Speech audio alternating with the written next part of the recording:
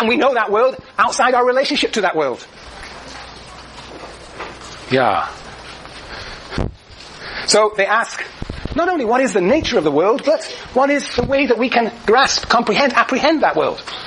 Yeah. And this involves enormous engagement with the history of philosophy, which all grand social theorists have to do.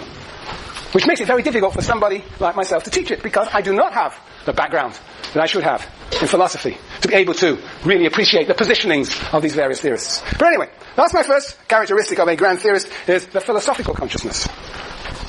The second characteristic of grand theorists is that they have some sort of methodology. That they actually don't just speculate around the world, about the world, but they have a methodology, a way of empirically engaging and examining the world. And we will see that every great theorist, every grand theorist, is known for certain empirical works. Empirical studies of the world. Empirical studies of the world. We know for Marx, you could say that his 3 volumes of Capital was an empirical study of capitalism, or the 18th Brumaire and class struggles of France was an empirical study of class struggles in France between 1848 and 1851.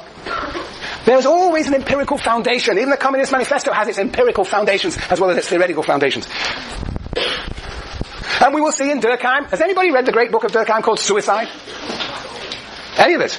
Conrad, what do you remember about that book, Suicide? Anything? Suicide. Now, why is it so strange, this book, Suicide? Yes? People are less likely to commit suicide if they're part of a community. They're less likely to commit suicide if they're part of a community. So, if you're not part of a community, you suffer from suicide is sometimes called egoistic. Suicide, yes. Who are you? Charita, that's right. Charita, okay, yes. Mari. The main thing I kind of brought up is suicide seems to be a very personal, isolated act of the social act. BB. BB, that is the brilliance of Durkheim. Fancy taking the idea of suicide. When you think of suicide, what do you think of? You think of killing yourself, a very individualistic, personal act. But what Durkheim says, no, we can see this as a reflection of the society in which people live in. So he talks about rates of suicide, but they're reflections of different societies, whether they're weak societies or strong societies, altruistic societies or egoistic societies. Yes, that is the brilliance of taking the most personal, psychological act and showing how it has sociological foundations. But it's a brilliant empirical study. You should read it from cover to cover, boring as it is. It is brilliant. It is brilliant. He shows how this very psychological act has really sociological foundations. That certain societies are more inclined to suicide than others. Protestants more inclined than Catholics.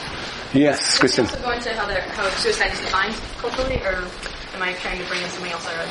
I only read part of it. How suicide is defined. Well, of course, this is the problematic thing. This is the fascinating thing about the book. He says, well, we can define suicide like that. But it turns out, this is a criticism of the book. Okay. This is a criticism of the book. And it says, of course, some people define suicide. It's not very clear when somebody's committed suicide. And some people have an interest in actually hiding suicide. So the Catholics, actually have as I recall, Catholics have a lower level of committing suicide. And some people have argued that is because the Catholic Church hides the existence of many suicides, calls them something else.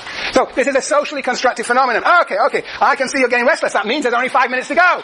Relax. Shh. I'm going to get my 4 points across to you, whether you like it or not. 5 minutes. I got the clock there. Look at that clock. It says 5:25 past.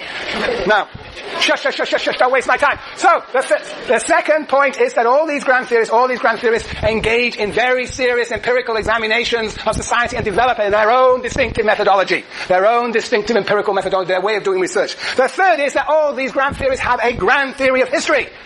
They know a lot of history, and therefore are able to understand the present in terms of that history. They're able to compare different societies. They have a grand vision of the past, not just of the present. They are not parochial in the narrow sense of the word. So sometimes those histories have been subject to a lot of criticism, particularly Durkheim's, but also Weber's, and indeed Marx's. And finally, that all these grand theorists have developed an understanding of the meaning of society. They develop an understanding of what society is. They explore it empirically. They look at the different elements of that society and how society is composed of those different elements. They compare different societies, modern and traditional, United States and Germany. They compare different societies. They look at the dynamics of those societies, how those societies change over time. And most important of all, they entertain the possibility of an alternative form of society in the future. Sociology is nothing if it is not the effort to question what exists as natural and inevitable. The whole point of sociology is to suggest that because the world has been different in the past, it can indeed be different in the future. So that is the fourth element, the idea of having a theory of society that characterizes all these grand theorists. And, well, you'll see if you agree with me that these are indeed grand theorists in how many weeks' time? 15, 16 weeks' time. In the meantime, I want you to read the beginnings of Durkheim and ask, what is his sociology and what is his science? Okay. And if anybody's got any more green forms? How can we answer them if I don't know which class I'm taking? You should know by now.